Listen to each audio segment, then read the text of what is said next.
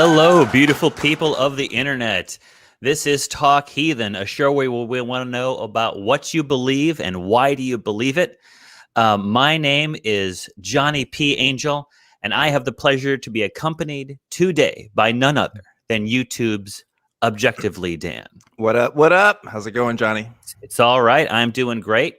Want to get right into the calls. Before we do, this is July 18th, 2021, in the year of our Lord, Season 5, Episode 29. And this show is a product of the ACA, a 501c3 nonprofit organization dedicated to the promotion of positive atheism and the separation of religion and government. That's all I got to say right now about that. I want to get to a call that we have in the queue. Woo! This would be, I know you do too. We get straight into it. Yeah, let's do it. We want to talk to Zoroaster from Texas, who wanted to talk to us about why homosexuality is objectively immoral. All right, this is a hot topic. So, wheels up, Zoroaster. What do you got? Hey, how y'all doing? All right, doing good. Enjoying this beautiful Sunday. It is a nice day. That's good. That's good. Do you want me to just jump into it for you? Jump into it. It's a big claim, so I want to hear it. What do you got? What's your support for it? So basically, I just want to ask a few questions. So would you believe that, or would you agree that 100% of homosexual pedophilia is gay? What? Yeah. What is it? Rephrase that. Okay. So 100% of people who molest little boys that are men, 100% are gay. Would you agree? Gay can be culturally defined. You know, not everybody uses gay in the same direct sense. So I don't know. I don't know if they would all self-identify as gay. But I fail to see how any of that is relevant to the claim that homosexuality is objectively immoral. Yeah, and Zoroaster, and before I say that, I think that pedophilia and pederasty and all of that stuff, I think it cuts across homosexual, heterosexual lines. I think it's a mental disorder, and I think it's more about. I'm not a psychologist. Let me just put that out right now. That it's more about. I think there's more of a power element in there. There's more of a control element in that. There's more of almost like the child's sex and gender is. I wouldn't say incidental, but I don't think it's a gay thing. Right. And also, why does this even matter? Because it's not like straight people haven't molested people either. Right. So why does this have to do with anything? Complete agreement. So, so would you agree that if we were to ban homosexuality, if we were to say, if you are a homosexual, you go to prison, we're going to completely wipe society of homosexuals, would that or would it not completely eliminate all, pedophiles that are homosexuals? Like, oh God, it definitely wouldn't. Being molested. No. No. Would it save even one? Would it save even one if we were to lock up all people who are homosexual? Okay, let's put all straight people in prisons too, because that's going to help people too, right? No, like that, it doesn't make any sense. Yeah. We wouldn't locked up all straight people. Oh my God! Wow. Okay, no, this is really, really dumb. This is just your prejudice against gay people, and you're using the fact that some people have molested children, and therefore we should categorically, as a group, put them into prisons. That's ridiculous. Yeah. And that's you absolutely ridiculous. I asked if we were, okay, so you're gonna talk over me. There's a delay, Zoroaster, and so when we talk over each other, sometimes it's an accident. Sometimes it's because the ideas that are coming from our callers are so reprehensible that we just kind of want to talk over them. But I'm not saying, well, it's the latter. But are you proposing this, or is this some mental exercise that you're engaged in? I think it might be a little bit of both. But what I'm trying to get at here is if we were to, gay people, they always have to let you know they're gay. Like every 5 minutes they let you know. They can't just keep it to themselves. So with that being said, we can probably lock up the majority of them. And if we were to do that, then maybe it might even save just one little boy from being molested by a Catholic priest. Dan, I think this is one of these situations where I think we have an edgelord type of caller who wants to say things that are edgelord. It's online. You can find it. But I kind of want you to. I kind of want to give you more time here to talk a little bit about this, because it's a really dumb idea. So let's go ahead. So if we arrest all of the homosexual people, then we won't have homosexual people out in the world anymore. They won't make any more. There will be no more homosexual people. No, that's not what I'm saying. No, that's not what I'm saying. What I'm saying is, if we were to lock up all homosexuals, we wouldn't have even as many little boys being molested by gay people. Okay. So what about all these mass shootings? Fucking thing I've ever heard. I don't even want to entertain this. I don't even want to entertain this. This is absolutely ridiculous. No, I'm not, because there's a guy in the 1940s, you may have heard of him, Adolf Hitler, that thought this was a good idea too. Yeah. To get people in groups and then round them up and do something with them. This is ridiculous and it's offensive. Yeah. I don't want to listen to this anymore. All right. Okay. Here's the deal. Straight people molest people too. All right. And arguably, straight people have molested more people than gay people have, right? Because there's more straight people in the world. So this kind of logic is absolutely ludicrous when you look at it.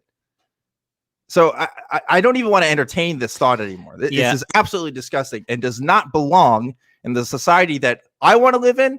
And I'm sure that you want to live in, Johnny. So ridiculous. This is that kind of selective, identification of what people think are the problem. And we know, we've heard about disenfranchised or disassociated, or was it disaffected young white men who are the ones who are committing a lot of these mass shootings. And yet there's never any kind of a call for locking up single white men, right? Yeah. Why? Oh, I wonder what's different. About that. It doesn't make any sense. But I think that what Zoroaster wanted to do, and I'm not going to let Zoroaster back on, but he's just on mute right now. I'm just going to let him stew in there. But I think what Zoroaster wanted to do is he wanted to say something salacious and inflammatory. He called in early so that he could get on the show. And now he's going to show, and I don't want to put words into his mouth, he's going to call his edgelord friends on some dark corner of the web and show how now he's a big boy, because he got some people to address him, because no one else will pay attention to him. Right. Maybe that's me just reading into it. But yeah, I think, you know what? Let's just move on. We've given him enough of our breath. I think so. Yeah. All right. That's just absurd and offensive. And I obviously perpetuates stereotypes about people that are wrong and harmful for, the greater LGBT community at large. So it just makes me really mad to hear a call like that. Already first call of the day, and I'm already pissed off, Johnny. Yeah. Let's bring it down. Let's bring down the pissed off level. But you're righteously indignant, Dan.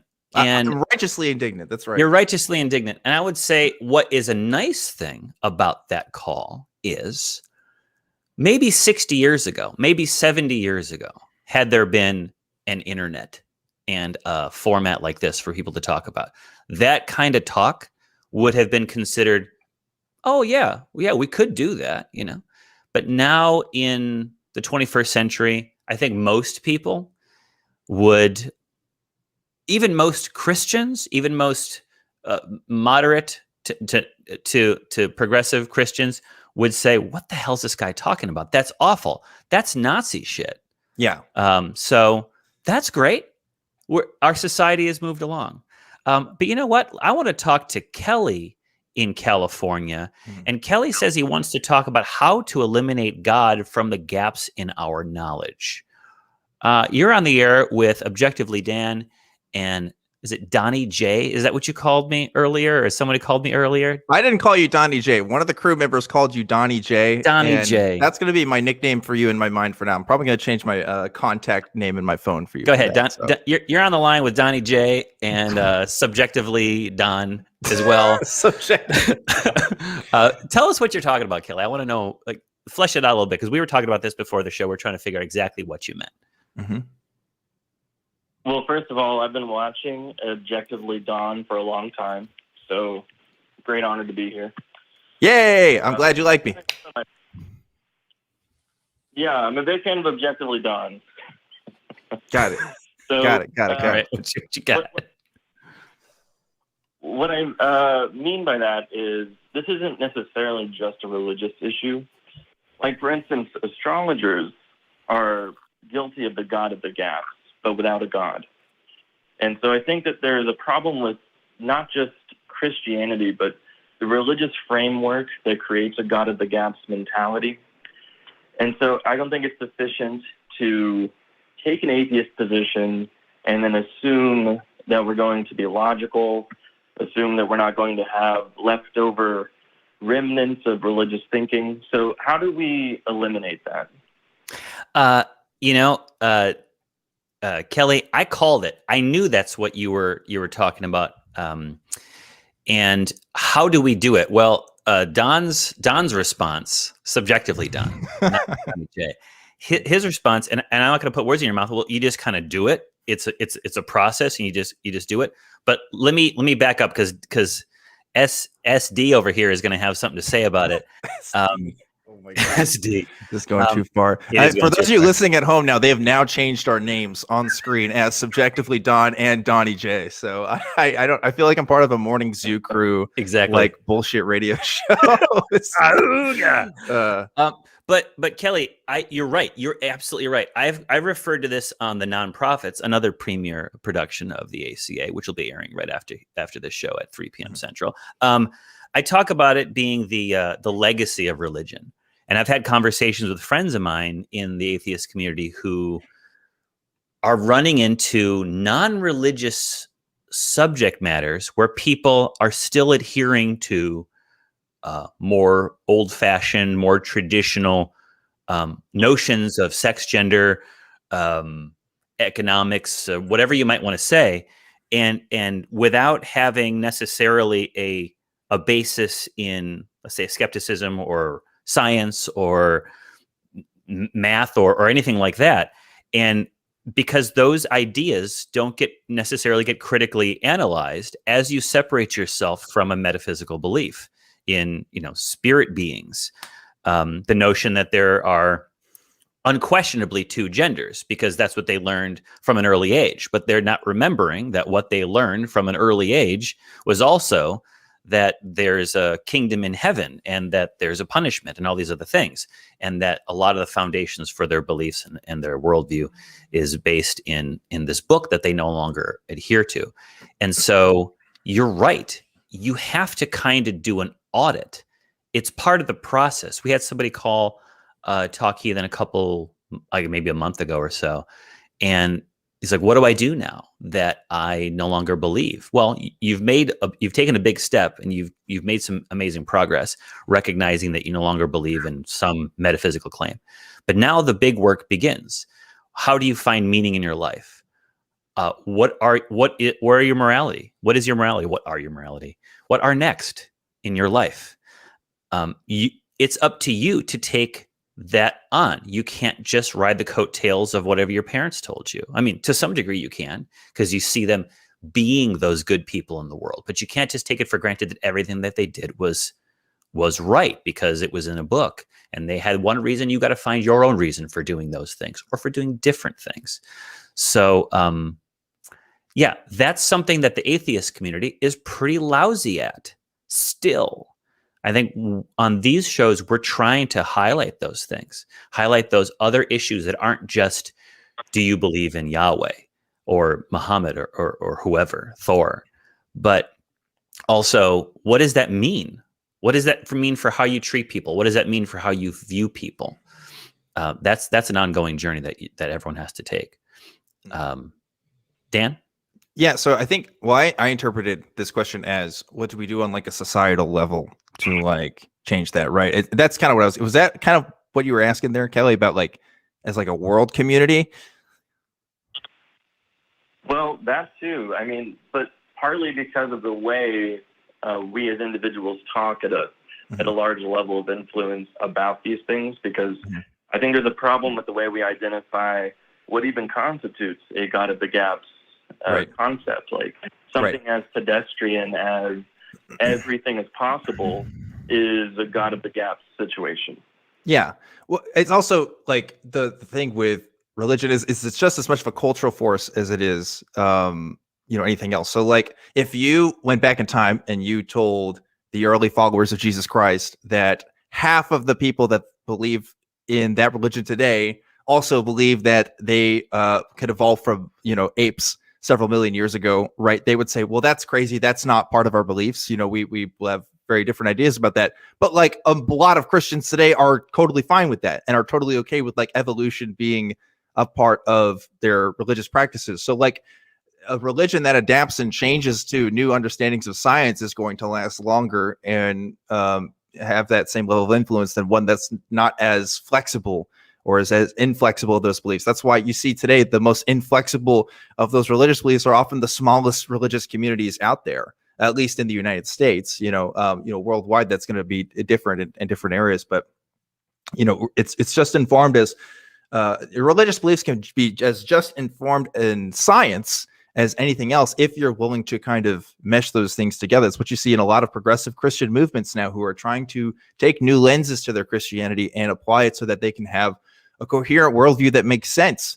But obviously with my position on that is that's going to fall apart at the end of the day, because there's going to be some things that you really just can't reconcile. But I don't know if other people would ever get to that point. It takes a lot of thinking and it takes a lot of working out beliefs that people may not have had a lot of time to really think about. And if we continue to live in a world where most people are working just to get by, who just like take their religious belief as something that gives them a sense of self and a sense of purpose in their community, then that's probably not going to change for a while. But for the rest of us that actually have the privilege to be able to think about this stuff and have conversations about it, then yeah, we might be a little more skeptical to that. So I don't know.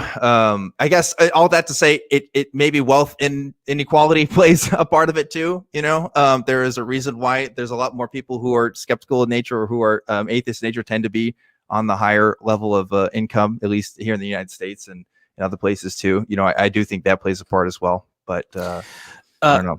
Something that popped into my head was the notion that everything happens for a reason. Some terrible tragedy happens in your life, or you'll lose out on the big thing that you wanted. And that phrase, well, there's a plan, right? Or, I think religious people might say there's a plan. God's got a plan for you.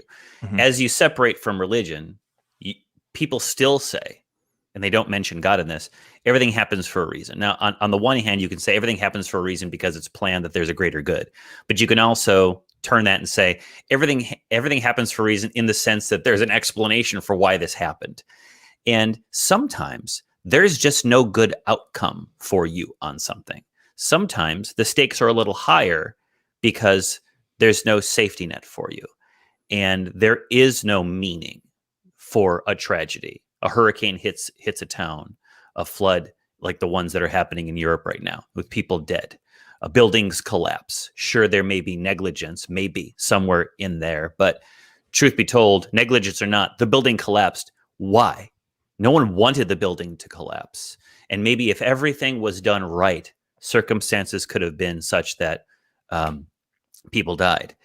I think that can, for non-believers, that can inform our compassion and our willingness to take care of people, to offset those unfair, careless things. Not careless. I don't know the word I'm looking for is, but those things that happen in life that are just meaningless. Death, injury, loss that happens. And if we realize that there is no greater plan to salvage a situation, maybe we'll be a little kinder to each other, because the world's already pretty harsh. Keeping that in mind, that it's up to us to make the world a compassionate place, not for the world to just do it passively and we're just surfing along this compassion wave, because it's just not that. I don't see it being there. We make this place a better place, and leaving it to people don't like when we say sky daddy. I get it, but like leaving it to an all-powerful being to dot all the I's and cross all the T's, I think is not responsible. We need to be responsible for ourselves and to each other. Was it Dostoevsky or was it Tolstoy? Said we are responsible to all for all. And if not my responsibility to try to make the world a better place or to try to help you through something, then whose responsibility is it? You could always pass the buck to someone else and then ultimately to a metaphysical being. But why? Why pass the buck? Just grab it and do what you can.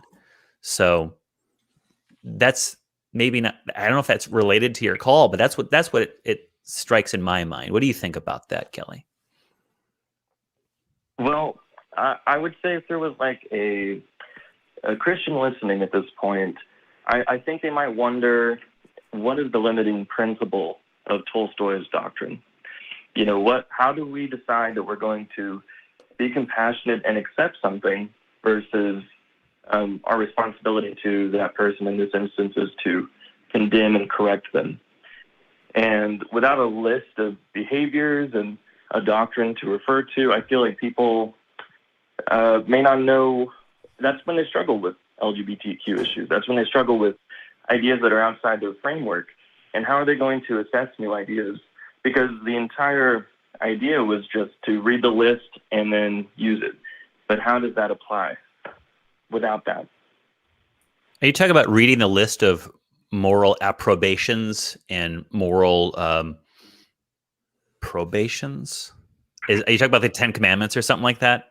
Is that what you mean, the list? So, biblically or whatever religious text, there's going to be a list of behaviors to condemn, and it's just based on accepting that.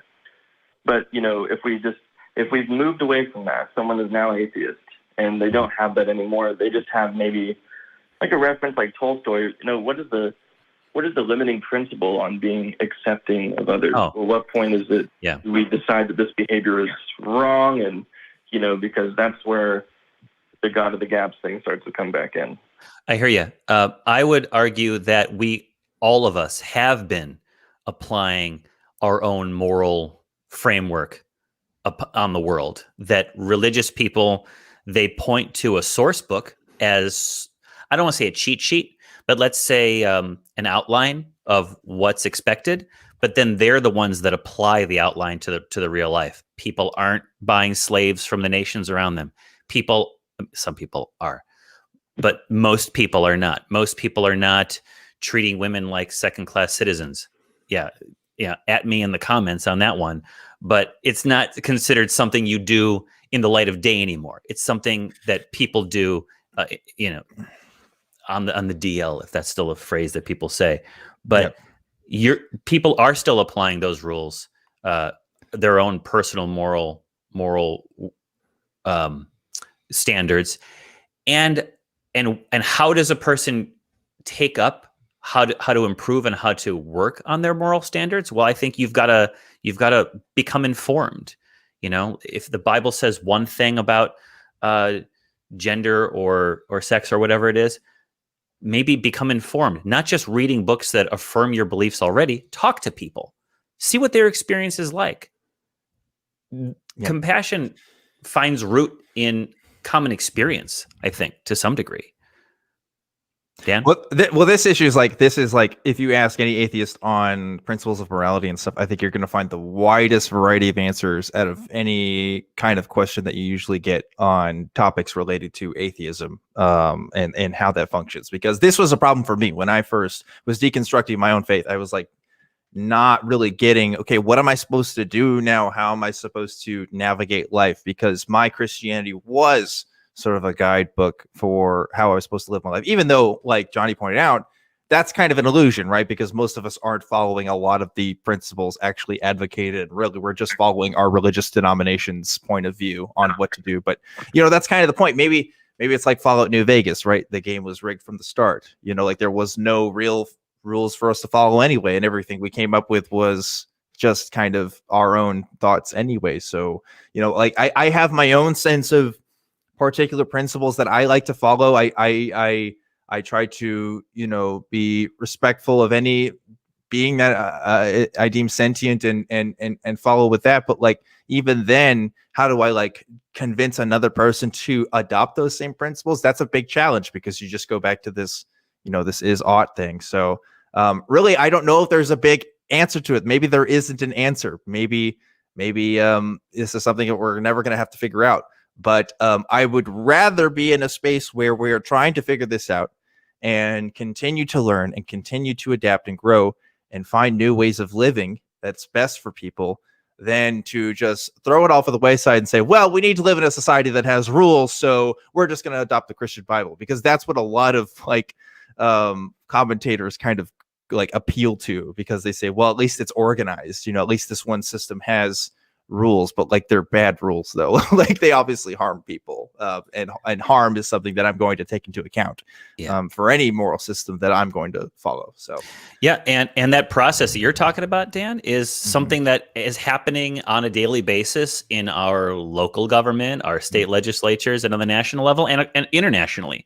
We are constantly engaged in what are the standards that we want our society to live by. It is a political process at this point. It does come down to numbers and influence in large part, but it's a process, much like science is not a series of proclamations. It is a process whereby we get to a more accurate understanding of the world outside of our heads. And I think that although there are missteps, certainly there have been missteps historically, we are moving toward a much more inclusive, or at least a more accurate understanding of what the needs of people are, and ways to help people and help society function. I mean, of course, some would say we're not anywhere close, and I think we're not anywhere close. But it's a dialogue. There's a lot going on with that, and so just engage in that process. Like I said, and part of that is individually, locally, statewide, nationally, and internationally. But with yourself, to figure out what you want to do, how you want to view the world, engage with others so you can become informed. And then you'll maybe be able to find out where you want to go in the future. Maybe that's the guidance that you need rather than a book. You are the book. So, yeah. Right. I think what keeps people on the edge of faith is, and keeping them from crossing over that final threshold, is the irony of being asked to develop a confidence in oneself, but to then be at the least confident point in your life. Once you leave that religion and that framework, you're going to trust yourself the least, because you would have known that you've made this terrible error or a series of errors of judgment. And now this is the time to do an inverse of trust in yourself with the least amount handy. And so I just wonder, maybe if there was some way to directly address the plot holes in the God at the Gaps argument, that maybe people could build that trust by diminishing what else is there. I don't think you need to trust yourself necessarily. Again, like, you're right. At that point, when you're just departing religion, and Dan, you can speak to this much better than I can, because you were in it harder than I was. I was always kind of waffling my way out of it, except for a brief period when I was about 12 years old, and there was a televangelist that was really cool, but cool in quotation marks. But you don't have to think as you're leaving that you have the answers. That's the thing. You can set up a series of, like, it's almost Cartesian in a way. Set up some safety protocols so that you don't go around killing or raping or stealing or anything like that. Anything that keeps you out of the the book of the bad in society, and then engage in a process of educating yourself. Again, reading things that challenge your ideas and talking to people who not only talk the talk, but have to walk the walk. It's so easy. I've got friends, right, who have all these opinions. And we come back to trans issues because it's a real hot topic these days. And I'm glad that it's a hot topic because people are finally talking about this stuff. But have all these opinions about what these other people should do, how these other people should live their lives. Guaranteed that some of these friends I have are not talking to any people who are actually having to deal with these things. So whatever it might be, talking to immigrants, talking to women, talking to people who are non-binary, who, oh, I can't understand it. Well, go talk to somebody, right? Challenge your ideas. Maybe don't think you have the answers. Maybe don't think you have to have the answers. But anyway, I think that's where we're at, Kelly. I do appreciate you calling in. Call back if you've got an insight, because we want to hear it. We want to know what we should be doing, because the process never ends, right? It's a never-ending story. It's a never-ending story. Good talking with you, Kelly. You take care. Oh, looks like I accidentally cut him off, but it was great having him on the show. And Dan, war never changes. Yeah, that's right. War never changes. And I'm looking forward to making more opportunities where I can quote the Fallout series again on this program. So yeah, me too. I'm thinking I want to talk to Mark in Canada. Mark, you are on Talk Heathen with Objectively Dan and Johnny P. You want to talk about what spirit guides are? Yeah, I just wondered if you guys had heard of spirit guides. Are you talking about the people that like hang out with people who are doing DMT and stuff? No, I'm talking about people that are spiritualists, the ones that believe that they have spirit guides that guide their life and that give them information and help them out. And are you talking about human being spirit guides, or like when Homer went to the desert and then was he talking to Johnny Cash, who was a coyote, and that was his spirit guide, like a spirit animal kind of a thing, or like a guru? Are you talking like a guru? No, or I'm talking about human beings. Okay. No, I'm talking about human beings that have died and have crossed over to the other side, that have been assigned to help us out in our lifetimes while we're here on the earth. Yeah, I mean, I don't think that's a thing, like in reality, but like, what about it? Yeah. Have you guys heard about it? I mean, yeah, I haven't heard anybody talk. I haven't heard anybody call in or talk about it, or I guess that's true. I guess that's thought about it. I don't think that's something that's come up on my show really, but yeah, I mean, I guess that's a thing in different cultures where spirit guides can help guide decisions and stuff. I think it has as much evidence as any other claim about the spirit world. I don't think there's any reason for me to believe it, but yeah, that's the thing people believe. Yeah, so. Mark, more to the point, do you believe that there are spirit guides out there guiding you? Well, you know what? I actually trained as a medium in the Toronto Spiritualist Church. Now we're talking. And one of the things that I was able to do when I was giving messages was I was able to learn things about people just from what I got coming into my mind. I would come to a person and I would give them information about themselves that I had no way of knowing. Give me an example of the kind of things that you... I attribute that to spirit guides. Well, before we talk about how you attributed that to your spirit guide, I want to know what kind of information were you giving to these people? Like, what was it? Like, you're a very compassionate person, or you left your keys under the dresser because it fell out of your pocket. Like, what kind of information were you giving them? How specific? Well, for an example, I did a workshop with somebody that was training me in the mediumship. One of the things I had to give a person what I was picking up, and I picked up that somebody had died, somebody that was had committed suicide. A girlfriend of this particular woman had committed suicide, and she had died. She confirmed what I said. She said, yes, that's actually true. I don't know how you knew that, but it's actually true. This is at this point, we can't evaluate anything.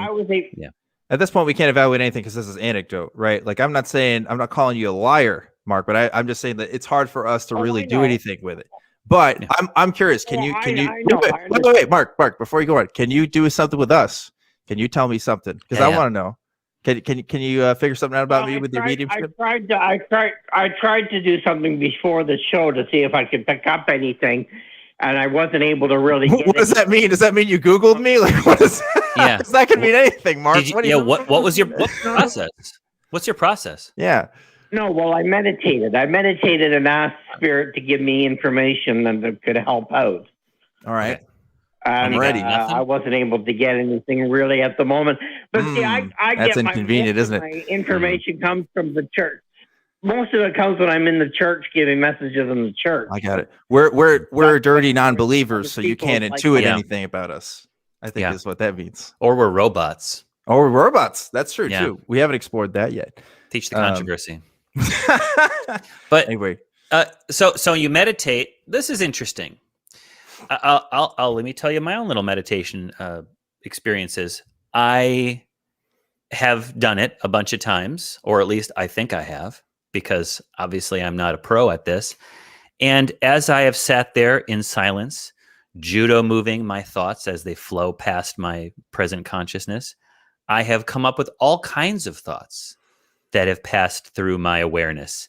Thoughts that I remembered having many years ago. Things like my brain was like, okay, something's got to capture his attention. Okay, no. Laundry. No. Groceries. Video games. That one person that you got into an argument with. Okay, now let's dig up some obscure stuff because he's not sinking into, he's not biting into any of these things. A conversation you had when you were 12 years old with a girl in elementary school. Your paper route. Things like that. What's it like for you? Does it come up as a message like, Mark from Canada, it is I, your spirit guide, voice from beyond. Kelly from or I'm sorry, let me rephrase.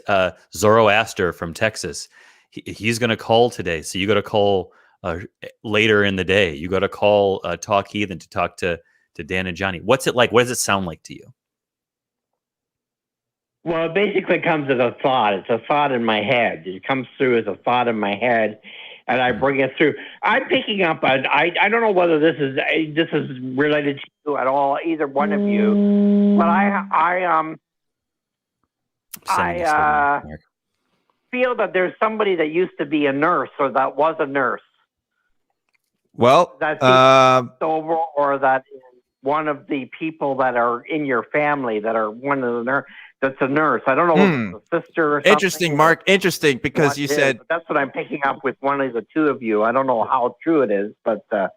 So first... in the health field, anyway, a nurse in the health field. Very good technique. I'm going to mute you here for just a second. So first, you do the cold call first, right? You say, I'm picking up that somebody is a nurse. And then you wait to see if there's a reaction there.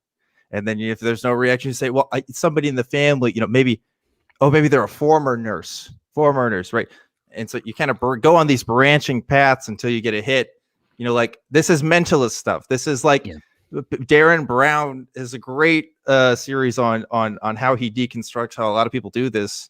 There is nothing inherently like spiritual about this practice. This is just like picking up on information from people around you and just making calls based on that. And the psychics who are even more scrupulous will like get their Facebook information first, or they'll find information in their house if they're going in somebody's house for this stuff. I'm not impressed. I'll be honest. Mark, I like the tone of your voice. You remind me of somebody that I've known. I don't think you're that person, but that person wasn't a nurse, by the way. But here's what I would suggest you do, because I think you are maybe convinced of your own ability to channel secret knowledge. Do you keep a journal of your predictions? Or what? It's not really a prediction. I don't really consider them predictions. Let me rephrase. You're right. That's my fault, Mark. Hold on. Do you keep a journal of the thoughts that come your way? No, I don't, but I know I should be doing that. Yeah. Yeah, maybe you should, because one, it might be interesting if there's a trend in there. Two, unless you write it down, I think there's a natural human tendency to count the hits and ignore the misses. So if you were able to check to see how many times you were wrong and how maybe infrequently you were right. I'm just guessing you're infrequently right, like you were about the nurses today. I don't get a sense that you're intentionally a charlatan. I don't get that sense. I get a sense that you had a few lucky guesses. I get a sense of this. And now you're like, well, maybe there's something here. And you've sort of leaned into that, and you took medium classes and all this stuff. I don't believe that stuff exists. I have never seen anything. I've had moments where me and another friend, apropos of nothing, have said the same word at the same time. But again, we're friends. We have similar dialogue. We have running jokes. So that would happen. I don't know, Mark. I would say write this stuff down. I would say, yeah, Dan's on the right trail with that. If you really want to know whether it's true, I'm getting something here, Mark. Yeah, is there a teacher in your family somewhere? Is there a teacher? No. Is there a teacher? No. Is there somebody that's taught maybe spiritually in your family? Well, yeah, my whole family are Jehovah's Witnesses. So there you go. Okay, so are Jehovah's Witnesses. Yeah. All right, so that you have spiritual teachers in your family. Did they do that professionally? No, they don't get paid to do that. No, but it was a vocation, though, right? It was a vocation. Yeah. Yeah. They make it like it's a big part of their life, right? Teaching others spiritually. Yeah. Okay. See, I'm getting this sense here. This is me picking up something from my spirit guide here, who's telling me this information. Yeah. So that's how I'm fucking with you, Mark. Look, I'm not trying to bring you down. I'm not trying to say, again, I'm with Johnny. I'm not just saying calling anybody a charlatan here, but I am saying that, like, you know, these kinds of tricks and stuff, like it's not people who don't have the same kinds of beliefs can do similar predictions. Again, I would look up Darren Brown and see what he can do with that stuff too. He has a great series where he goes around doing that kind of stuff with people, and he's the first person to say that it's all BS. Yeah, so, Mark, if you're serious about if trying to figure out whether this is real or not, then I would look into someone like Darren Brown, research the phenomenon of people doing psychic readings or stuff like that. I have a problem with people that keep on running down things and keep on shitting on stuff like that because you know, they don't understand it or they've never tried it themselves. I've been doing this for 20 years, and when I give messages at the church, I've never had anyone yet say to me, "Oh, you were way off," and you weren't on. You know, I've given messages to 15 people all at once. You know, Mark, do you take money for these communications? So. Mark, do you take money for these communications? No, I don't. Okay. No, I don't. Has anyone ever communicated with you that they're experiencing a loss and they're asking you to speak with somebody from beyond the grave or anything like that? They're looking for consolation with regard to mourning or anything like that? No, nobody's ever come to me about that. No. Okay. How about they're making some important decision in their life, and it pertains to, let's say, economics, it pertains to relationship status, it pertains to I don't give that kind of advice. I'm not a psychic. Okay. Well, it sounds like you're minimizing. I give advice, just basic stuff about their life and what they're doing and what's happening in it and stuff like that. I don't really say, you know, you're coming in money or, you know, you're going to get a new job or you're going to get a new girlfriend. I don't give them advice like that. All right. That's not what my spirit guides do when they're working with me.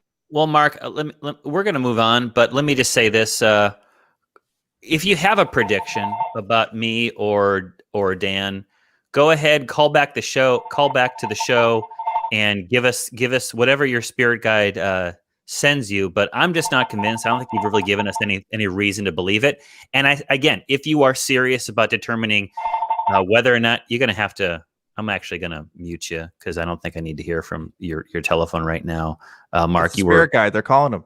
Oh yeah, that's actually possible. Go ahead and really research into whether this is true, the success rate of these spirit guides. And please don't start taking up more serious questions like finances, healthcare, mourning, anything like that. We're going to move on. But thanks for calling, Mark. Your call was appreciated. I am interested in number 8, Ryan. Cool. Let's do it. Ryan, you're on the line with ObjectivelyDan, and I guess I'm still Johnny P. Yeah, Johnny P. How do you reason with the can. unreasonable? How you doing? How you doing, Ryan? Good. Yeah, I'm an atheist, and I find myself in very amateur debates across the internet, as I'm sure many of us do. Yeah. And I struggle truly to find good interlocutors that stick to reason, logic, and maybe even present an argument to begin with. Frankly, I run into this all the time, where it's just a series of claims being made over and over again. And when you point that out and ask for any sort of evidence to back up these claims, it just turns into like throwing your hands up and either going on some tangent or getting angry or etc. You know, like I don't know how to engage with these people. A lot of them are my friends, my family, people I care about. How do I engage with people like that? Ryan, what I would say, if you've heard of street epistemology, I'm a really big fan of it. And I won't go into the entirety of how that process works because we don't have time for this. But I would look into that. It's a method that I often use on my other show, Truth Wanted, but it's also something that I use in my daily life as far as talking to people about what they believe and why. And it's a great way to engage with people where you can both feel comfortable talking about the subject, where it doesn't feel like you're tearing somebody down or vice versa. And you won't have to pull your hair out necessarily. Like, yes, you're going to hear some things that you probably disagree with, but if you're following through with the method, you should be able to, talk about those beliefs in a way that you could both find something meaningful out of that dialogue. I find that most people really don't change their minds after debates, at least when they're themselves engaging in one. I think there's studies out there that demonstrate that. But I do have hope that street epistemology is going to be a better method for, helping people understand where their beliefs come from and then changing their minds on that topic if appropriate. Gotcha. And just to clarify, in general, straight epistemology is just asking good questions, right? Probing questions, pretty much. In a sense, it's there are some people that will say, well, straight epistemology is just asking questions about beliefs that you're critical of until you get what you want out of somebody. And that's not necessarily true. Like, you can use this methodology on any kind of belief, and you should be able to ask yourself these questions and have other people ask you questions using that same methodology to figure out exactly why somebody believes what their beliefs are. It's kind of like sussing out. It's like with two people blindfolded trying to figure out what an elephant is, and one's got the trunk and one's maybe got the other side. But if they keep talking and they keep figuring out, they can figure out what that belief really is and what its components are. It does take some patience, and it does take practice. It's not really something you can learn in a day. It's a lifelong skill. It's something that I still have to develop. But in my opinion, it's a much better and healthier way to have conversations with people. Like, most people don't want to have debates at the Thanksgiving table, but I guarantee, like, a lot of, at least my family, would rather have a street epistemology type conversation than one where you're all just kind of throwing things at each other. Yeah, but you're going to have to abandon the idea that you're going to have a decisive victory or an end to the conversation, because it's possible that this is a lifelong or many years long conversation that will never really result. And you might not be the person to be there when that person has an epiphany on a subject. That's the first principle you really got to understand is, it's not a fight. You're not trying to win a victory here. And most likely you will not change somebody's mind by the end of it, but that doesn't mean that you're not helping them in figuring out their own beliefs and maybe changing their mind later. You're really just putting the pebble in someone's shoe for those kinds of conversations. But look up SE. It's pretty great. Yeah. And sometimes you just don't want to have those conversations, Ryan. I don't have those conversations with certain family members of mine, actually any family members of mine, because I don't want to say it's a dead end, but I'm not the right person to have those conversations with them. It's just not me. It's going to be someone else. And so I just have to walk away and let it play out. If you go to my ObjectivelyDan YouTube channel, the regular one, I do have a talk on it. It's like an hour long. So that's one way you can look at it. Or of course, Anthony Magnabosco has a lot of videos talking about it too. If you're looking for resources there, and I encourage anybody to go look at those. Right. So thanks a lot for calling in, Ryan. We're gonna move on. All right. Have a good day. All right. Thanks, gentlemen. Thanks for the invite. Take care. No problem. We have a special treat for our viewers today. Yes, we do. And so we're just gonna take a step back for a minute, and something's gonna pop up on the screen. So let's watch it together, shall we? Yes, let's do it.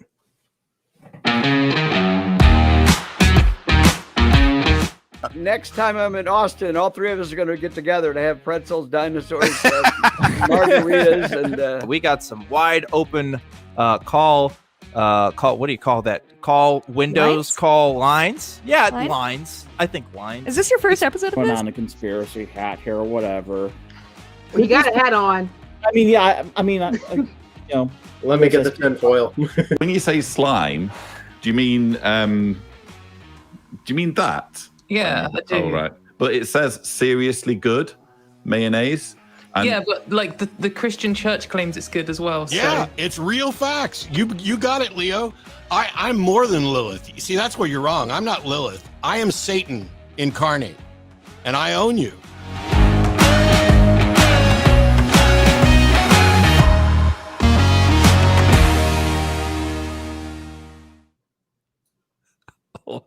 Yes. I liked that. I love that video. It's so good. It's so good. That was pretty good. Yeah. Again, this is a great point to talk about some of the other things. Again, these are all shows that are products of the atheist community of Austin. And if you like these kind of shows and you want to see more of them and you want to, give us our feedback, of course, always email us, send notes in the comments. We do read the comments, not all of them. Some of us view less, but yeah, mail at talkheathen.com if you want to talk to the people who put out Talk Heathen. If you want to support Talk Heathen and the ACA, you can become a member of the channel. Click the join button below. You can see it right there. You can support us on Patreon at patreon.com/talkheathen2me. We also, as we have said in the past, but I'm going to say it again, we have a channel that houses all of the ACA programming in audio podcast form. Visit tiny.cc/AEN podcasts. You can become part of our Talk Heathen community in our fan-run Facebook page at facebook.com/groups/talkheathenfg. And if you would like to continue the discussion, the conversation after the show, I'm going to be there. Dan can't make it today, so because more than half of the people are already going to be gone. But you know what? I'll make up for Don as best I can. Thank you, Donnie. Thank you. In the ACD, it's a fan-run Discord server, and you can find that at tiny.cc/ACA Discord. And as always, after this show, you really ought to stay tuned for, I think, the premier ACA show. That would of course, be The Nonprofits. It airs at 3 p.m. Central Time today. And a little bit later, we're going to announce our top 5 patrons. I think we'll do that a little bit later, a little bit 3/4 of the way through. Shall we? Shall we do it that way? Yeah. Does that work for you? You're the host. You're the hostess with the mostest today, Johnny. You got it. I'll tell you what. And Dan, you too are a host of Talk Heathen. That's right. I am. That's right. I am. Right. It is official at this point. I am also a host of Talk Heathen. It wasn't official for a bit. It is now official. So it's written on your heart now. Written in my heart and in the stars. Yeah, it's out there. So I think I tell you what, I want to open up this conversation. Let's be prepared for some good times. I want to talk to Mr. Delicious he's already talking. So he's already talking. So I'm going to go ahead and put Mr. Delicious back on hold. I don't know what that was all about. I'm going to return him to the queue, and I'm going to take a call from David in Oregon, how do I deal with people who bring up spirituality in group settings? David, you're on the Hey, air guys, with Objectively Dan and Johnny P. Hey, thanks for having me on. Super excited, long time listener, first time caller. Cool, man. I have this issue where I do find it absolutely abhorrent when people hold beliefs and they can't really say why they hold those beliefs. And like I'm a student of the Socratic method. I even taught the Socratic method to technicians to help with troubleshooting problems. But how do you guys, when you're in a group and somebody just starts off and you know that this isn't an appropriate time to like say anything, how do you stop yourself? Because sometimes I just have a problem to not go, well, how do you support that? Yeah. I think the first thing to realize is that thing that you have right there is a value, and it is a subjective value. And when I mean a subjective value, it is something that you care about, and other people just might not care about as much. So with that in mind, you have to be patient with knowing that like you have a certain sense of what's acceptable for you that may not be acceptable for other people. It's like people who are okay with leaving their shoes on in the house versus taking their socks off or something. You're like that's something that's going to be okay for some people and not okay for others. And if we just kind of like impose our sense of values onto other people all the time, you know, that it in itself can make a harsh vibe when you're trying to have a conversation with people, right? Even though I would agree with you, yes, like it annoys me too when other people don't use what I would consider good reasoning, right, for the kind of beliefs they have, or at least have a good origin or starting point. But we just got to recognize that this value in particular is one that I've had to cultivate over the years, okay? Because I did not have that. Again, I grew up, you know, as a Christian and just kind of accepted the beliefs of my family and other kinds of people. So like this was a practice for me, and I would give that sense of space and that sense of patience for other people as well, because I know I had to develop that in myself, and that took a little bit of time, and other people showed me that. So that's the first thing I would say is be patient for yourself so that you can give that patience for other people, and just recognize that people are just coming from different places there. Yeah. Go ahead, Johnny. You had some? I was an insufferable shit in high school and in college because I learned about Socrates calling himself the gadfly, and so as a pretentious and some things never change. Little argue boy, I decided to challenge everybody on a lot of different things for a wonderful period of time. Everything was up for grabs to be discussed, and I think that as I matured, as the grapes turned more into vinegar every year, I started becoming embittered over some of the stupid things that I would hear, what I thought were stupid things, and perhaps now I've turned into maybe a higher grade kind of vinegar that you can cook with. I don't know if any of that applies, but now sometimes I really want to know, and I want to hear what some of the what I think are outlandish concepts are. I was at a friend of mine's get together, and his fiance's guru was there. And this guru was a bit of, I refer to some people who are charlatans as Charlies. This person was a bit of a Charlie and was kind of doing a reading and doing like a advice with no information and talking about certain foods being good for different chakras and things like that. And so I was in a spot where I was trying to make a good impression for my friend. I didn't want to be the friend that the fiance brought, who's just going to pick a fight with everybody. And I just sat there and I listened. And then when there were questions, I framed it in terms of, I've never heard that before. Where does that come from? Where can I learn more about that? Because I always thought that was good for you because it has a lot of dietary fiber. I didn't know that it was actually good for that. What exactly is a chakra? Things like that.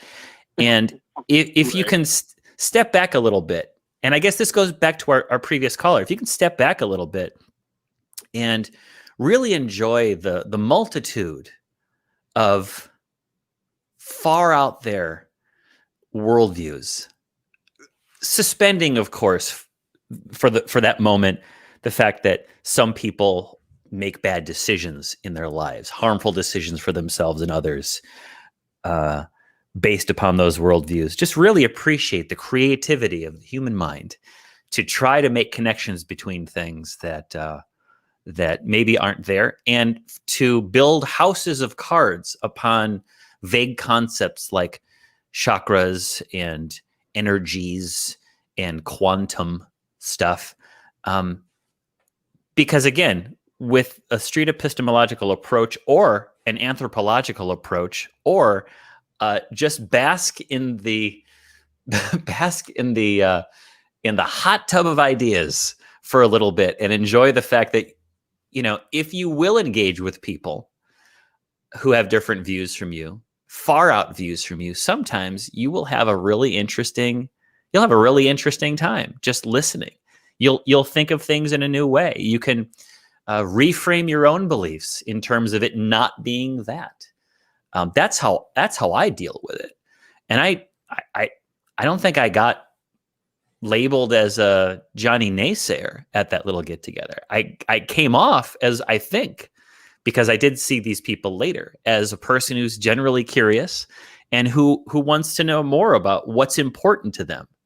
And then if I had developed a relationship with this guru person, I might have started along a path of challenging their beliefs in some of those more far out things. Although financially they were dependent upon those beliefs being leaned on hard. That's where I'm at, David. So yeah. I've had conversations with people in the faith. The Jehovah's Witnesses have been, instead of coming to people's doors, have been calling people, and I had a very long conversation with one of those guys. But it was always, whenever I've engaged with people like this, it's the same bad reasoning, and it's almost like I almost flipped it on him and went, "Hey, can I just argue from the point of that there is a God? Because I think I can actually probably do it better. Like, can we do that so I could have an actual good argument? Because,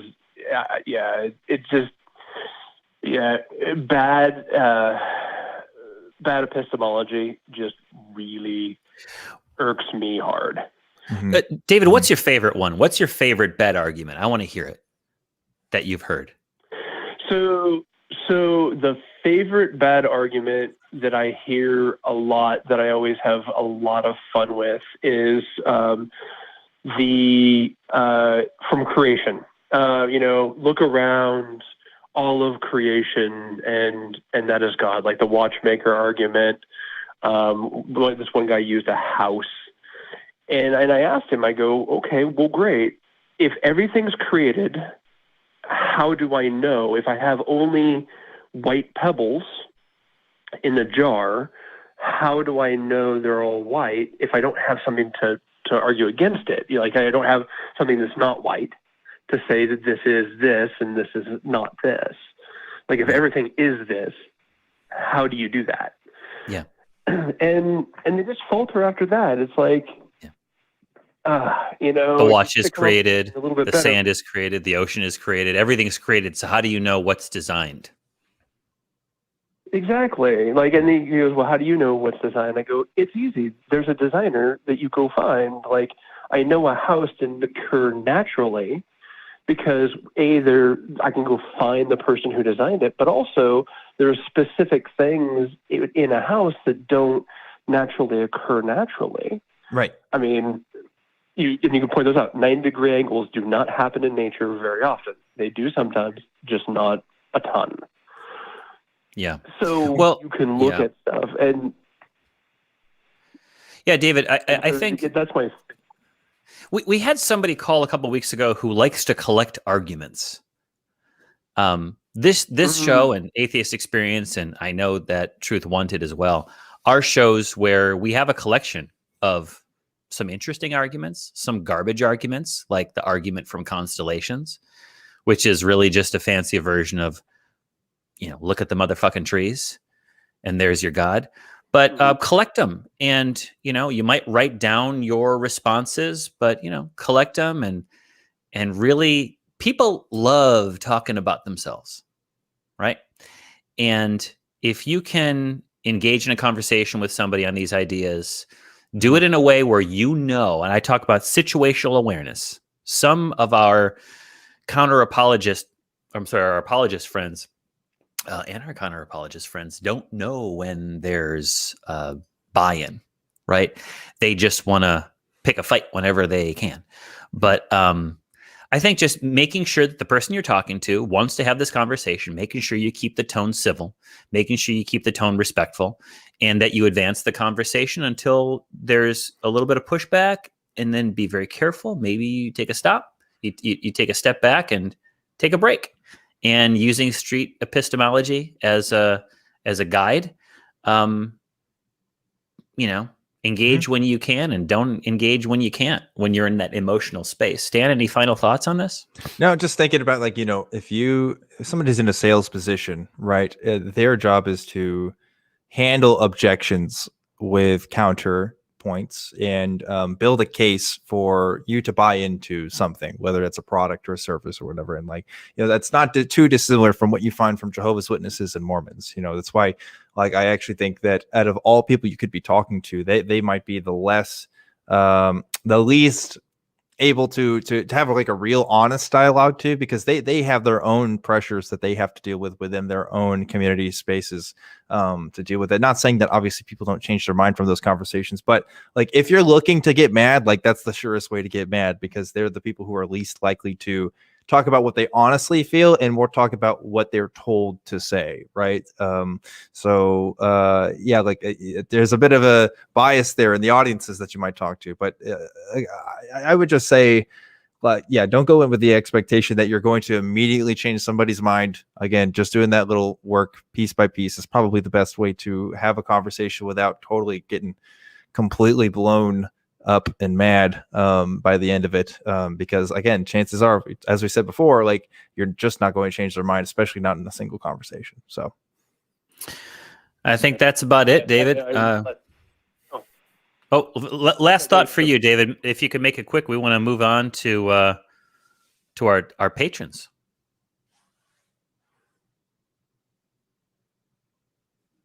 Nothing? Nope. David? All right. Well, we do appreciate you calling. Call back again with more horror stories from the front. All right. With that said, I am going to let's do our top 5 patrons. I do appreciate your contribution to the ACA. Everything we do goes to the separation of religion and government and the promotion of positive atheism. We put a lot of content on this show, and so we do appreciate your donations. Dan, you want to read off those top 5 patrons for our viewers? So we got the top 5 patrons. Should I go 5 to 1? Let's do 5 to 1, right? That's number 5 David Letterman. Yeah, like David Letterman. No. We go 1 to 5 because then we got the honorary mentions. So we'll do that first. Okay, number 1, top patron, Eric Tweet. Number 2, CJ Dennis. Number 3, Dingleberry Jackson. Number 4, Balaam's Donkey. Number 5, Paul Leah. And honorary mention, the Great North American Dingaloo. Thank you guys so much for donating to the Patreon for Talk Heathen. Your donations help us make this show happen every week. Johnny and I are volunteers for the atheist community of Austin. We don't get paid for this, but we have expenses to run shows like this, like equipment and all kinds of other stuff. So those donations help go towards that. So thank you to everybody who donates on patreon.com/Talk Heathen to me.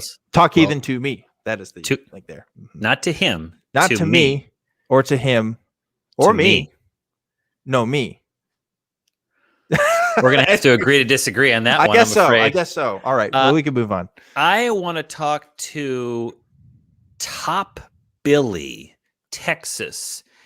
Top Billy, interesting name, wants to explain why Top Billy believes in intelligent design. You're on Talk Heathen with Objectively Dan and Johnny P. Angel. Why do you believe in intelligent design? Right. First of all, my name's not Top Billy. My name's just Billy, so I don't know why. I don't know where that first part came from. But we're gonna fix it. We're gonna fix it. Sorry about that. No, that's fine. That's fine. Yeah, I've called the show before, but I've just never talked to you guys, and I just want to run my argument by you guys to see, how you respond to it. I believe that the universe is best described by an intelligent source. I believe that something intelligent is responsible for the existence of the universe and for life. The reason I believe that is because science and philosophy support that answer more than any other answer. And so, okay, that's not a reason, but that's just citing something else that says, well, these people say that this is right, so that's the reason. So what is the reason? Well, examples, you mean? Like examples of No, you just said science and philosophy support me, therefore this is why I believe it. So what is the reason why science and philosophy support it? Like, that's just begging the question.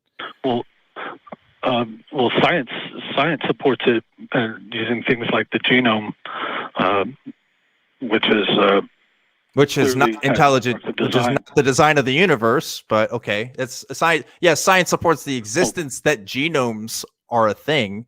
What does that have to do with design? No, well, the sequence hypothesis is the hallmark of design in the genome. What do you mean? There's sequences in genomes. What does that have to do with design? The code. Experiments like Avida and EVWare and other simulations have demonstrated that nature cannot sequence a functional genome. I disagree. Strong disagree. I'm not sure which experiments you're talking about, to be honest with you. But biologists have been talking about how, again, I don't know which ones you're talking about, so I can't cite that. Can't specifically talk about what you're mentioning. But this idea that nature can't produce a functional genome is something that creationist apologetics have talked about for a long time. And nobody in the field of biology is really talking about it in the same way, to my understanding, right? Like, so genomes are, whether they're functional or not, it doesn't mean anything. Even if it was a dysfunctional genome, that doesn't prove design or not, right? So, like, whether or not, no, it doesn't. You're talking about whether, supercomputers have identified algorithms embedded in the genome that are forward-thinking. The code is comprised of upwards of 30 different languages, including punctuation and numbers and all kinds of stuff. There's scientific literature that demonstrates that there's peer-reviewed scientific literature that supports that. There's a paper in Nature literally called "The Genome is a Code," and it explains all of this quite clearly, actually. I don't think supercomputers have proven like forward thinking in genetics. Again, this is just me just like completely disputing this claim here. I don't think that's within the purview of science, first of all, to even determine something like that. But you can deny it. Have you ever heard of bioinformatics? Yes, I'm aware of bioinformatics. Bioinformatics wouldn't exist if the genome wasn't a code, wasn't a literal code, not a metaphor. Okay, the literal code stuff is just really aggravating because, like, it's just an assertion.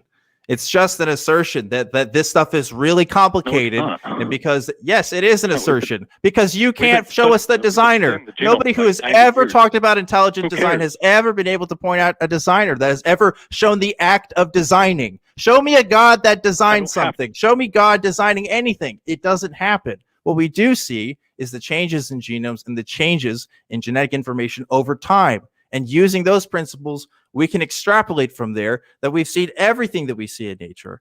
All kinds of genetic information starts and begins with natural processes. I've never seen a God design something. Have you?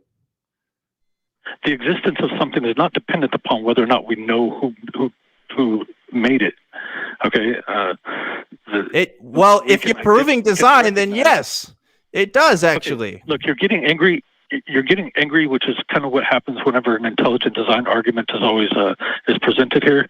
I mean, I'm sorry that you're not, aware of things like Abida and Mendel's accountant and E.B. Ware and these different simulations that exist that demonstrate that.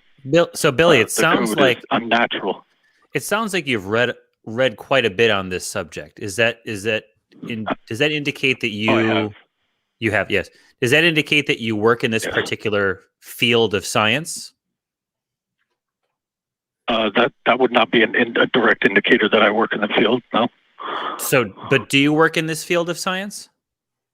No, I don't. No, I don't. Okay. Do you have expertise in this field of science? I believe so. What is your expertise in this field of science? 25 years of studying. Like the definition of an expert is somebody who knows more than the average person. So I think I know more than the average person. So your basis for saying that you are an expert in this field of science is that you've been studying this for 25 years. But what I'm trying to find out is, you've been studying it from, is it laboratory experiments? Is it are you working at with some sort of a lab or a university or with a research institution? Or is that what you're doing? Well, no, none of that. Okay.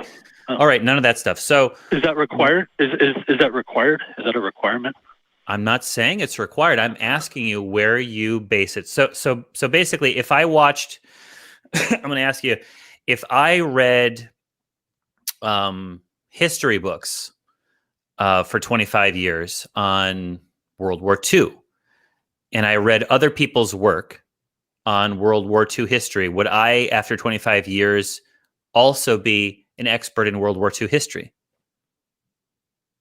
Are you reading peer-reviewed scientific literature? Yes. Let's say I'm reading peer-reviewed scientific literature. Then yes, you would be an expert. I would be an expert. Okay. So, yes. Do you have a degree? Do you have a degree in the sciences? Is that a requirement? That's not what I'm asking you. I'm asking you, do you have a degree in the sciences? I mean, I don't think that's. I'm asking you whether you have a degree in the sciences. Objection, non-responsive. So, is it a yes or a no? Okay. Do you have a degree in the sciences? I choose not to answer that question. That's personal information. I'm not fair, going to do that. Fair enough. It's not fair required. enough. It's personal information. That's not what I'm asking. So I'm going to take that to be well, you know what? I'm not going to assume a no because I don't have a reason to say no. But it doesn't matter. It doesn't matter whether you have an expertise in this or not, right? I don't. Exactly. What matters is the evidence that we're looking at, and now it does matter if in interpreting that evidence. I will say that, like a requirement of having that degree is being knowledgeable in the field of study. Obviously, you've looked at some of this, and I'm here just telling you straight up that I've looked at some of this too. And I don't think it's reasonable. Again, I'm not familiar with the simulations you're talking about, but I don't know that I have to be. I don't think that we need to. Simulations are irrelevant to me as to whether or not it can happen because we've seen this happen. Not know. Say again. Better to know about it than not know about it. But I said yes, I agree, but I can't know everything. I get asked a lot of different stuff on this show, and I'm sorry I'm not familiar with every single possible thing that comes up in creation of science. Gosh. Yeah, Billy. I mean, Billy, you bring up a good point. If these peer-reviewed journals are out there that are making these conclusions, obviously the state of scientific knowledge does not begin and end with two studies, with two reports, with two articles. Yeah. That science, again, is a process. There will have been peer-reviewed journals reviewing the work of these peer-reviewed journals. There will be a continued process. It sounds like from your perspective, one or two studies have resulted in this conclusion. And so now, are you telling me that you're willing to stop and that's good enough for you? Or are you going to wait to see what the prevailing... Why would I do that? Okay, very good. That's a good answer. Yeah, I would never do that. But you know that Oxford University did a 3-year, multi-million-dollar international study that concluded that belief in a higher power is a natural human instinct. What the fuck does that have to do with anything? We're talking about whether or not functional genomes are the result of natural processes or whether they're the result of intelligent design. I don't care what Oxford has to say about whether belief in a god is a natural instinct or not. That doesn't mean anything to us right now. You jumped to something else, Billy. And I think what you're doing is you're trying to find other reasons to support a belief that you already have. I don't know what you've been reading for 25 years. I don't know who is pointing you in the directions of what material, but I worry that you're selecting for those works that agree with you already. Have you read a lot of material that suggests that there is no indication of intelligent design behind the genomes? Sure. I've seen people's arguments against these ideas or these facts. Very good. Yeah. And why were you not persuaded by these others' works? Because they were not persuasive. Okay. So what made the work that you do believe persuasive to you? Well, because there was hard scientific experimentation that was done multiple times and by independent sources, and each one came back to the same conclusion. So, how do you select the articles that you choose to read? What is the process by which you select the ones that you want to learn more about? I don't select them. I just read them. I just read them all. You read them all? Are put in front of me. I read all of them that are put in front of me. I read them. Yes. That are put in front of you. Okay, that's an interesting way you put it. Or that end up in front of me. And I search a lot. So you search. You know that when you search, and I run into this issue with the nonprofits, but I guess I run into this just generally in life, is that I try not to search for the things that already reinforce my belief. I try not to, but I know that there's a natural human instinct to do so. What's your protection for preventing you from researching only those things that support your position? My knowledge that I don't want to be I don't want to have a selection bias, and so I broaden my horizons. Trust me, I'm not I don't make things up. I'm not a fundamentalist. I'm not some kind of weirdo. I'm out there to learn the truth. Let me ask you a question. Do you guys know the truth? Do you know the truth? The truth? What do you mean know the truth? You're talking.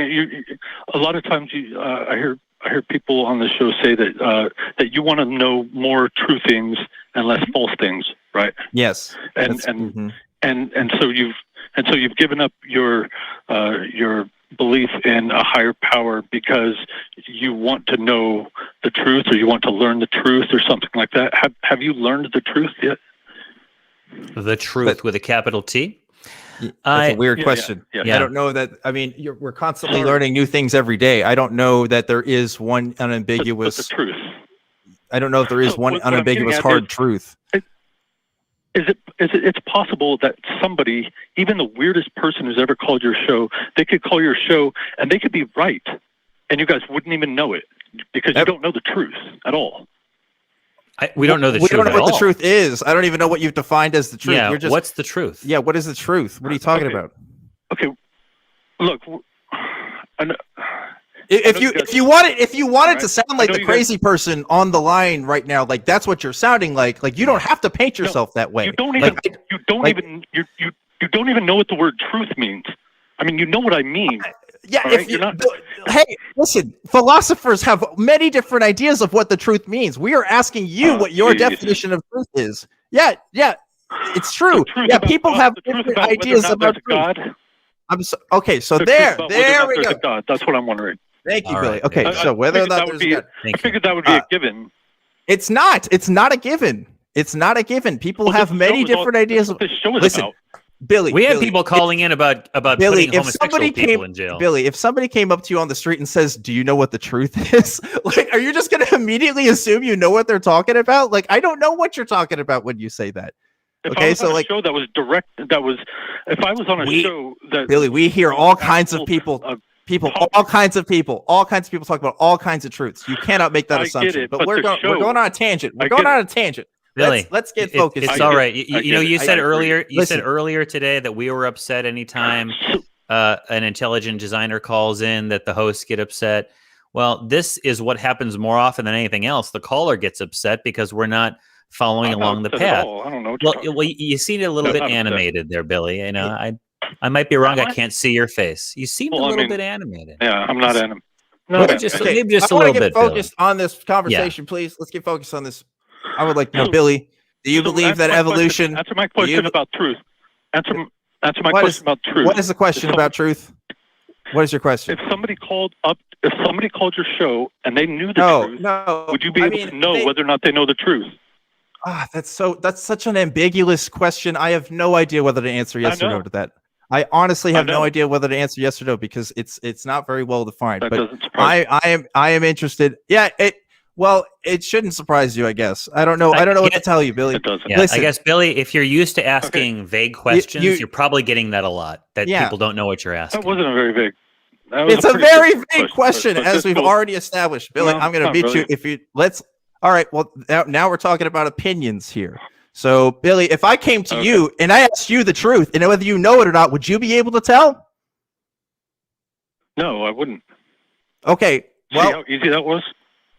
I don't even know if you know what I was talking about. I didn't know what I was talking about just then. So, look, this is just pointless games here. We got to wrap things up. But, Billy, is evolution a real force in the world or not? Is evolution, as described by biologists, do you believe that evolution does happen? Or do you make the distinction of scientists? Go ahead. I have faith in the scientists who've done the work. I have faith that they've done the work properly. Okay, so yes, I believe that. I believe that evolution happens. Great. So did human beings? We're talking about We're talking about a system where random mistakes result in improvements over time, which is basically makes a mockery out of entropy. So I mean, but no, you don't believe in evolution. Then. A whole other. That's all I want to know. That's all I want to know. So you do not believe in evolution? Oh, I do. Then? I do believe. No. Because, do you believe human beings have evolved? Human beings have evolved? Yes, did human beings evolve? Okay, did we evolve from apes, from other ape species? Well, from what scientists say, we share a common ancestor with the great apes. Yes. Okay, so you do believe that? Yeah, I mean, I believe that the scientists have done their work properly. Okay, so that's evolution. Okay. That's right there. So do you believe that was a natural process? Or do you believe that God had something to do with it? I don't know. Okay. That's a good answer. That's a very good answer. I don't think.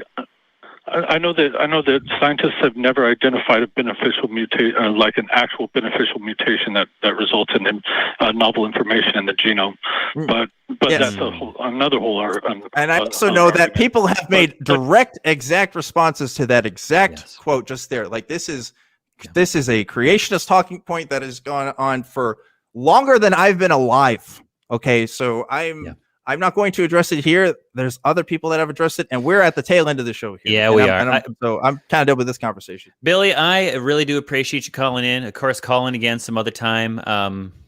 It was an interesting conversation, but that's a complicated topic that we just can't solve in one call. So. Yeah, and evolution, by the way, does not describe the process by which God intervenes between interspecies development. Okay, so if you do believe that God interfered in that process and that it wasn't the result of natural processes, then you do not believe in evolution, at least from what I understand. So That's my take. But Dan, we got to wrap things up, John. Dan, you're getting so animated there. You got a lot of listen. This is Talk Heathen. I get to do this on this show. I don't do this on my show. It's different ball game. This is the away game, baby. You got that. Well, now I'm a host now. I take that back. I'm a host now. So now this is also a home game. Except that you got the NOS turned all the way up. You got the nitrous oxide. You're ready to go. You're living fast and furious, Dan. Yeah, sure. Yeah. All right. I'm ready to slam. Ready to slam. Welcome to the jam. That's right, monster. Well, look, we had a great time. Some interesting calls. I actually like the callers today. They were. It was a nice variety. People generally had a good tone. I'm gonna look into some of these studies, and I think I don't know what I'm gonna walk away from. Who knows? I might be calling the show next week and arguing with whoever's hosting next week about intelligent design. But I tell you what we need to do. We need to take a look at our friends in the crew. Can we get some crew cam action right now? Look at all these fabulous people hard at work for you, putting out this show.